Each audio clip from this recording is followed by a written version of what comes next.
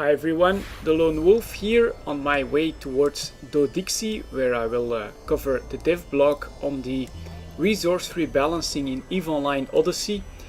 But before that, a quick thank you to New Eden Spotlight for featuring my channel in his top 5 EVE Online YouTubers. That's quite an honor. And thank you everyone else as well for subscribing after that. Pretty awesome to see new subscribers as always. Secondly, before I go in warp right there to Odyssey, I also have an EVE Online top tip for you guys. I actually have a solid state drive, so a pretty small SSD, and from time to time I do need to try and clean that up a little bit so that I have some space left for other games. When I checked my EVE client, the EVE map was 25 gigs.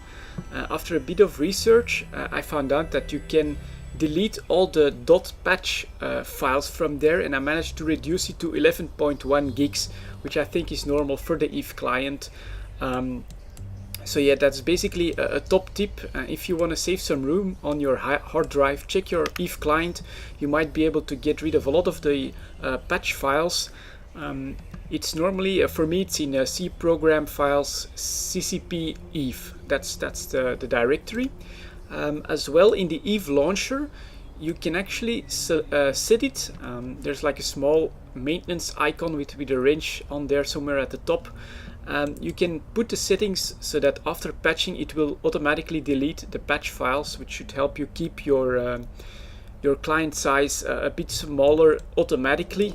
I'm a bit surprised that this isn't on as a default, but yeah, you can just change that setting in the launcher, and then it's not going to be a big deal anyways. But I also found the setting there that whenever your client is launched, the launcher is automatically closed. I mean, it's not ever gonna make a big difference, but it is one process less running on your computer, and it might just help you a little bit with performance. Anyways, that's just a quick general EVE Online tip for you.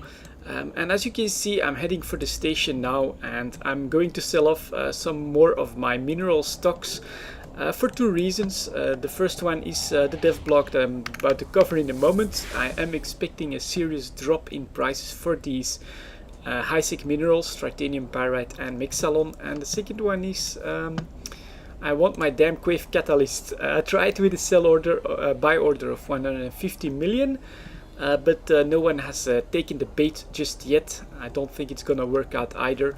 So I'm going to sell off some of my minerals because, well, I think now is the time to do it. To be honest, you can always buy them back cheaply later on, and I'm going to buy my my Quave catalyst because it's one of the other things I do in EVE. I try to collect some of these unusual ships. I wouldn't say rare per se, because I don't always have the money for the really rare ships, but some of those unusual ships, I do like to have one of those. So let's dock up here. Let's do our trading, our buying and selling, and then we'll cover that dev blog. So let's put everything in the item hanger where I can sell. Where are my minerals? Right there. It was 551 as estimated price. I'll also have a quick look at Mexalon had been dropping already, but I'm not sure if it's actually been dropping off a cliff. So let's do an immediate sell on that. 172. Oh, actually didn't manage to sell everything there. So that's 93, 265, something like that. That's 410, maybe a bit more. 12, that's actually pretty decent, I think. And oh, actually up to 560 million, so that's still pretty good. 504 for titanium right here in Odyssey. It's still okay. I'm still pretty happy with these prices, but like I said, I do expect these to drop because of the dev blog. Let's also get rid of that buy order. Cancel order, and quickly load my wallet. So now I get some money for that Quave catalyst. Let's look for that one. Catalyst, search Quave catalyst market. Still have one for 330, so that's okay. I'm willing to spend that, so that I have Quave Catalyst, Interbus, Intaki, Inner Zone, and Aliastra Catalysts. Pretty cool. I like all of that. I also have the Inner Zone Shipping Ship, Secuvesta, Vakior, and back in Iona I should really move these rare ships over here. I have some other uniquer ships as well, so I might actually have to move those someday. We'll see. Anyways, we were here for that dev blog, of course, so let's go to the browser, click on dev blogs and check that one out. Resource rebalancing in Odyssey, some numbers. 4 major parts: Tech 2 production and moon mining, ore composition, ice harvesting, and outposts. So let's start off with Tech 2 production and moon mining. As you can see, there are like some new intermediate materials, some new alchemical reactions, and new composites with placeholder names. Now, to be honest, I'm not a 0-0 resident, and also changes to the blueprints, so I'm not sure about all the infrastructure and all the bosses and everything that's needed in order to get to manufacture these materials and the Tech 2 stuff. So I can't really gauge the impact on that all too well. So all I can really say about that is that the key goal of phase 2, or the goals of phase 2, are the shifting a significant portion of the value from the moon mining system away from the relatively common and regionally concentrated technetium and back to the rarest minerals types R64, spreading the value more evenly among those 4 rare minerals and providing the EVE market another avenue through which to respond to price fluctuations more gracefully. So yeah, it's basically a nerf to the technetium, which we've already seen dropping quite substantially, and to put the emphasis on these R64 moons, I guess, which would be a bit more spread out towards in 0-0. But yeah, like I said, I can't really gauge what all this totally have 100 thulium plus 100 hafnium, all these new materials, new alchemical process, how all of that stuff works in details, that's total mystery to me. I've never really been in 0-0, let alone do any industry in there. But it's pretty interesting, and hopefully this will incentivize 0-0 to go back to war a little bit. I would like to see a major summer war, to be honest. Second part, ore composition, which is also the reason why I sold off most of my minerals right now. Basically, these rare minerals that are in 0-0 and low sec, like Arcanor, Bistot, Crocite, Dark Ochre, Gneiss, and Spodumane, yeah, will get a pretty big buff by having a large amount of either titanium pyrite or Mexalon added to their refining. So yeah, this is why I am expecting seriously lower prices of titanium pyrite and Mexalon, because basically supply is simply going to go up on those. It's a bit of a nerf to high-sec mining, and understandably some high-sec miners are not all too happy about that. But overall, I do think one part is pretty important. Mining is also a self-regulating activity. If it drops in value to mine for hours and hours, less people will do it, increasing the value a little bit. And that's one part of why I'm not that worried yet. And the other one as well is even now in 0-0 there are feldspar and pyrite asteroids, so it's not like this is a completely new supply or something like that.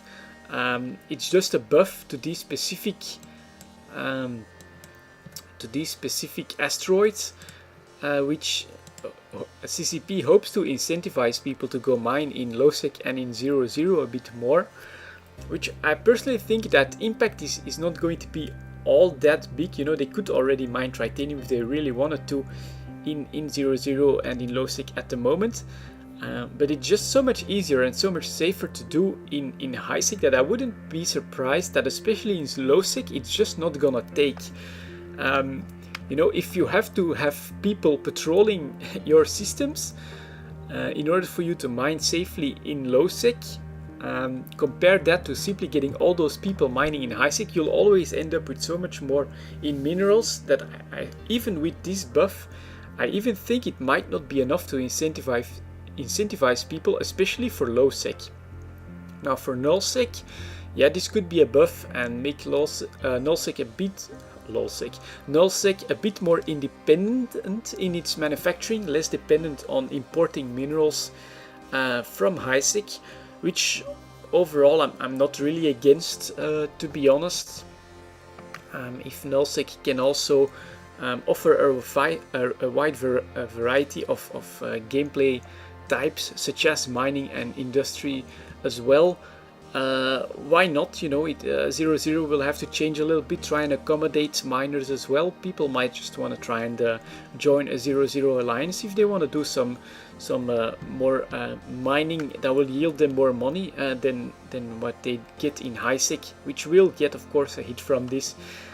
Although personally I do still think it might be more limited than what people are expecting. Some people are really thinking this is gonna completely break down high sec mining, and I just don't see it happening because of how safe and how easy it is. You can basically AFK mine in high sec, which you can't do anywhere else.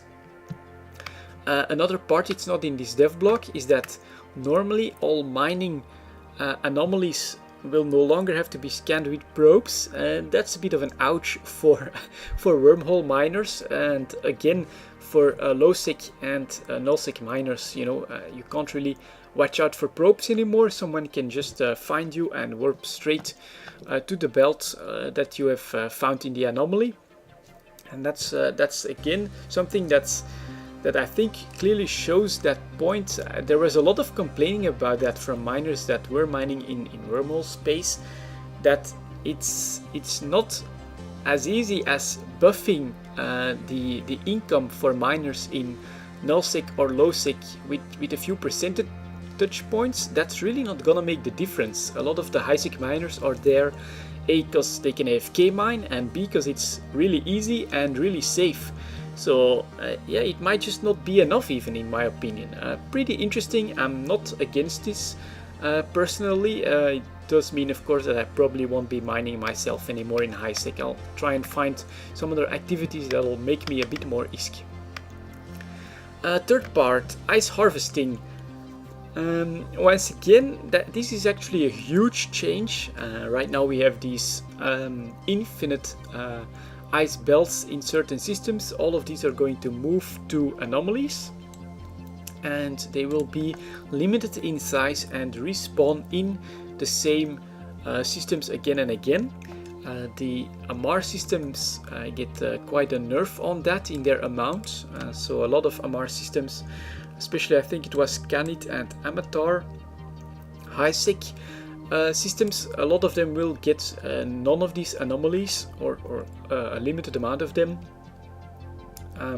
The aim is to cover around 80% of the current ice consumption of the entire game through high sec, whereas currently high sec produces 94% of that consumption. So it's really another attempt to incentivize people to go ice mine in low and in null sec. And with a clear limit on this, obviously I do think it's gonna take, number one, the price is going to increase. It's already increased, I think. I can actually check that right now. Fuel blocks, that'll probably give me something to look at. There you go, you can clearly see a rise right there. Oh geez, look at those Caldari fuel blocks. All the way back up a data point to the top of 24k. So that's plus 10k, almost a doubling. Well, in a few days really. Galente fuel blocks, same story. Minmatar fuel blocks, 35k for a data point. That's just crazy. But yeah, this is definitely due to the ice harvesting change, and it might actually not be a total overreaction, considering that the high-sec part of ice harvesting will only supply 80% of current consumption compared to the 94 it does at the moment. And yeah, that could basically force people to go ice mine in 0.0 and in nullsec if they want to keep their bosses going. This one is very interesting. I'm not sure what the impact is going to be. You can already see the price impact right there. Is anyone glad that they've been producing post fuels and been stocking up on some of that ice? I have, and I'm pretty damn happy about that. But I have to wait and see a little bit what this impact is actually going to be, especially on the null and low sec ice mining, if that's going to be popular in any way, or if that same problem with risk is going to stop people from ice mining over there. And yeah, if basically we'll see really a problem with supplying New Eden with all the post fuels it needs, it's going to be an interesting time, I think. And finally, outposts in 0.0, so those are not bosses, but the outposts, basically the player-made stations in 0.0, get a pretty big buff on manufacturing slots and copying slots, research slots as well, meaning that 0.0 guys will be able to produce and research quite a bit more within 0.0, and basically it's a big move to try and make 0.0 industrially a bit more important and independent, which I'm not totally against really. A lot of Care Bears. I think, why not give it a chance? I'm going to go for exploration with Odyssey, but if you are a miner and you've been mining for a few years, why not give a 0.0 alliance a chance? Hopefully this will incentivize people and it will change the game. Hopefully it will also bring some conflict to 0.0, which it really could use in my opinion. But once again, I do think CCP should not underestimate how much players value safety and the ability to AFK mine in high sec. So it might not completely work out the way CCP expects, in my opinion. Anyways, those are some of the numbers and the changes coming in Odyssey concerning the resources. It's quite a lot to take in. You've already seen an impact on the post fuels. I also have a bit of a wait and see approach on the mineral market, but very interesting all in all, and it's definitely gonna change a lot of the dynamics in the game, hopefully for the better. Anyways, that's it for this video guys, and I'll see you all next time.